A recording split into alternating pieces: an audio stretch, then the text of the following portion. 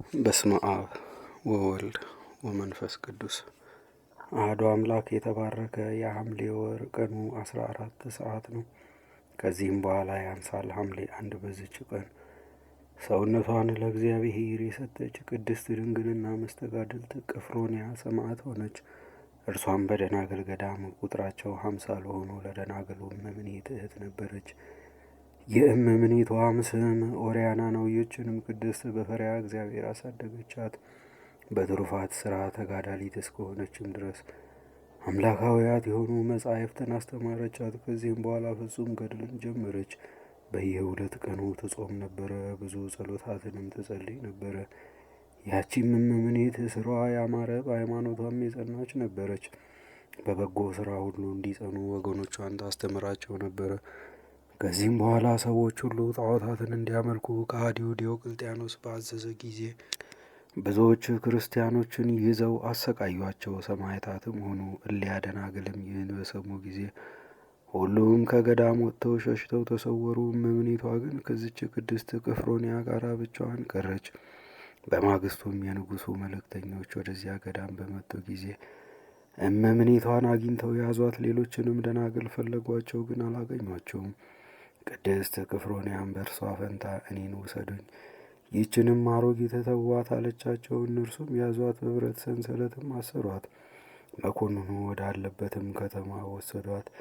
እመምኔቷም እያለቀሰች ተከተለቻቸው። ወደ መኮንኑም ባደረሷት ጊዜ ለአማልክት ሰዊ አላት። ብዙ ቃል ኪዳንም ገባላት። እርሷ ግን ቃል ኪዳኖቹን አቃለለች፣ ትእዛዙንም አልተቀበለችም። እንዲደበድቧትም አዘዘና በበትሮች ደበደቧት። ዳግመኛም ልብሷን ገፈው ስጋዋን ግልጥ እንዲያደርጉ አዘዘ። እመምኔቷ ኦርያናም አንተ ከሃዲ፣ ይህችን ታናሽ ብላቴና እንዳጎሳቆልሃት እግዚአብሔር ያጎሳቁልህ ዘንድ አለው ብላ ጮኸች። መኮንኑም እጅግ ተቆጥቶ ይህችን ቅድስት ቅፍሮንያን አስረው በመንኮራኩር ውስጥ እንዲያሰቃዩት በብረት መጋዝም እንዲሰነጥቋት አዘዘ። ሁሉንም አደረጉ። ይህንም ሁሉ ፈጸሙባት።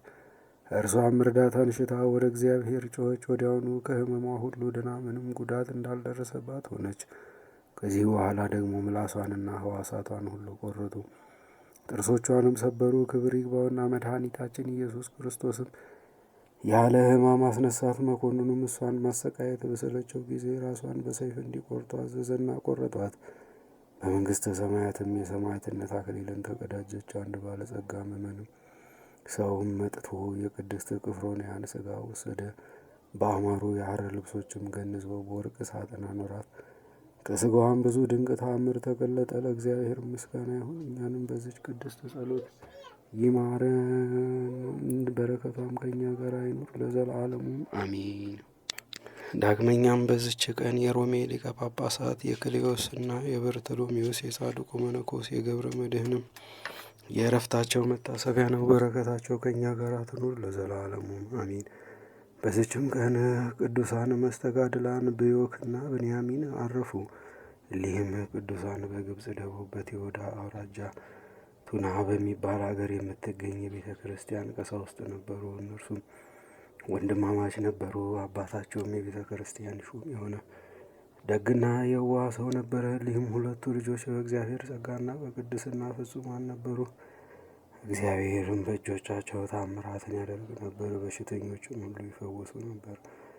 እነርሱም ከቤተ ክርስቲያኑ የጉድጓድ ውሃ ቀድተው በሽተኞቹን ያጥቧቸዋል፣ ወዲያውም ከበሽታቸው ይድኑ ነበረ። የአባታቸውም የእረፍቱ ቀን በቀረበ ጊዜ በዚያን ሰዓት ቀሲስ ብንያሚን ቁርባን ያሳርግ ዘንድ የቅዳሴ ልብስ ለብሶ ቤተ መቅደስ ነበረ።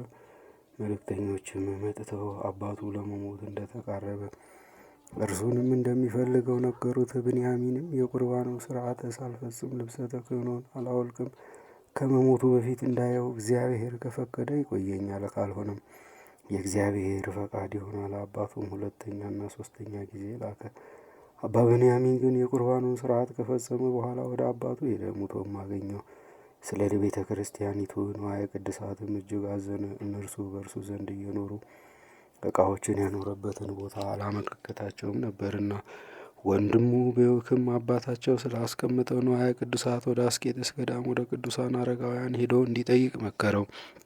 አባ ብንያሚንም በሄደ ጊዜ የአስቄጥስ ገዳማ በምኔት አባ ዳንኤልን አገኘው። አባ ዳንኤልም ስለ እርሱ የመጣበትን ስራ ሁሉ ነገረው። ነገር ግን ወደ አንድ ጻድቅ ሰው እንዲሄድ አዘዘው።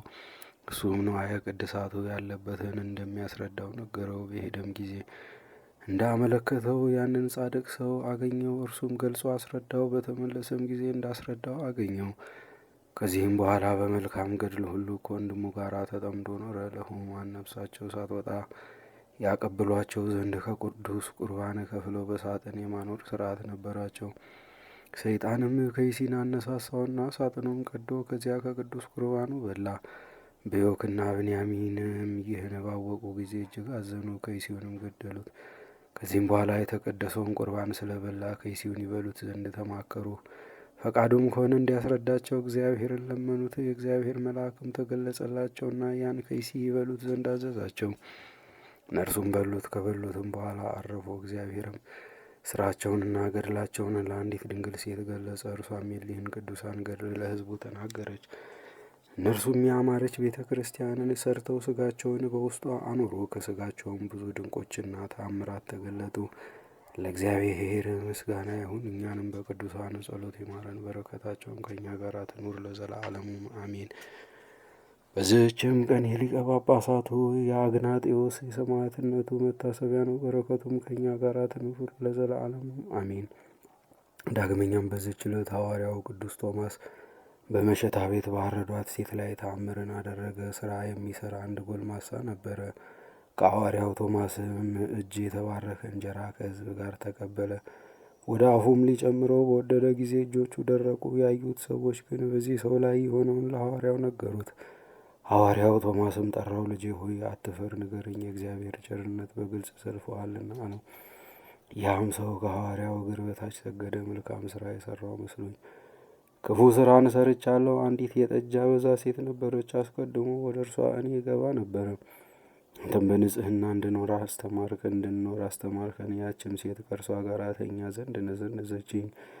ስለዚህም ሰይፍ አንስቼ አረድኳት። ሐዋርያውም እንዴት እንዲህ ያለ ቁጣና የአውሬ ስራን ሰራህ አለው። ከዚህ በኋላ ውሃ ያመጡ ዘንድ ሐዋርያ አዘዘና በውሃው ላይ ጸለየ። ጎልማሳውንም በእግዚአብሔር ታምነህ እጆችህን ታጠብ አለው። ሲታጠብም ዳነ። ከዚህም በኋላ የዚያች ሴት በድን ወዳለበት ና ምራኝ አለው። ያም ጎልማሳ መርቶ ወደ ቦታዋ አደረሰው። በደረሰም ጊዜ አይቷት እጅግ አዘነ። ወደ ውጭም አውጥተው በአልጋ ላይ ያኖሯት ዘንድ አዘዘ። እንዳዘዛቸውም አደረጉ። እጁንም በላይዋ ጭነው ጸለየ። ጸሎቱንም በፈጸመ ጊዜ ጎልማሳውን ሂድ፣ እጇን ይዘህ እኔ ቀድሞ በእጄ ገደልሁሽ፣ አሁን ግን በሃይማኖትህ እኔ እጅ ክርስቶስ ያስነሳሽ በላት አለው። እርሱም እንዳዘዘው አደረገ። እጇንም ይዞ ሳባት። ፈጥናም ተነሳች። ሐዋርያውንም አየችው። አልጋዋንም ትታ ከሐዋርያው ቶማስ እግር በታች ሰገደች። የልብሱንም ጫፍ ይዛ በአንተ ዘንድ አደራ ያስጠበቀኝ ባልንጀራህ ወዴት አለ አለችው። ሐዋርያም ወዴት ደርሰሽ ነበር? ንገሪኝ አላት። እርሷም አንተ ከእኔ ጋር እያለህ እንዴት ንገሪኝ ትለኛለህ አለችው። ያየሽውን ንገሪ አላት። ከስጋዬ በተለየው ጊዜ አንድ ልብሱ የቆሸሸ ሽታውም የሚከፍረፋ ጠቋራ ተቀበለኝ። የእሳት ጉድጓድና የእሳት መንኮራኩር ወዳለበት ቦታ ወሰደኝ። ደግሞም መድፍንና ትልን የተመላ ጉድጓድን አየሁ። ነፍሳትም በውስጡ ይንከባለላሉ። በዚያም በምላሳቸው የተንጠለጠሉ አሉ፣ በጠጉራቸውም የተንጠለጠሉ አሉ፣ በእጆቻቸውም በእግሮቻቸውም የተንጠለጠሉ አሉ። በላያቸውም ድኝ ይጤስባቸዋል፣ ያስጨንቋቸዋልም። ያ የሚመራኝም እነዚህ ነገረ ሰሪዎች፣ ሐሰተኞች፣ አመንዝራዎች፣ ቀማኞች፣ ሌቦች፣ ነፍሰ ገዳዮች፣ ድሆችንና በሽተኞችን የማይጎበኙ የእግዚአብሔርን ሕግ የማያስታውሱ ናቸው። ስለዚህ እንደ ስራቸው ይቀጣሉ አለኝ አለች። ሐዋርያው ቶማስም ከዚያ የነበሩትን ይቺ ሴት የምትለውን ሰማችሁን? ያለው ስቃይ ይህ ብቻ አይደለም፣ ነገር ግን ከዚህ የሚከፋ አለ። እናንተም የኃጢአትን ስራና ክፉ ሀሳብን ትታችሁ ወደ እግዚአብሔር ተመለሱ። ትሕትናን፣ የዋህነትንና ፍቅርን፣ ንጽህናንም ጠብቁ። ከእግዚአብሔርም ዘንድ ጸጋን ትቀበላላችሁ አላቸው። ክብር ይግባውና በጌታችን በኢየሱስ ክርስቶስ ሁሉም ሕዝብ አመኑ። ለድሆችም ምጽዋትን ሊሰጡ ብዙ ገንዘብ ሰብስበው አመጡ። ለድሆች ምጽዋት መስጠት ለሐዋርያው ልማዱ ነበርና ወሬውም በየሀገሩ ሁሉ ደርሶ በሽተኞችን ሁሉ አጋንንት የያዟቸውንም አምጥተው በጎዳና ዳር አኖሯቸው።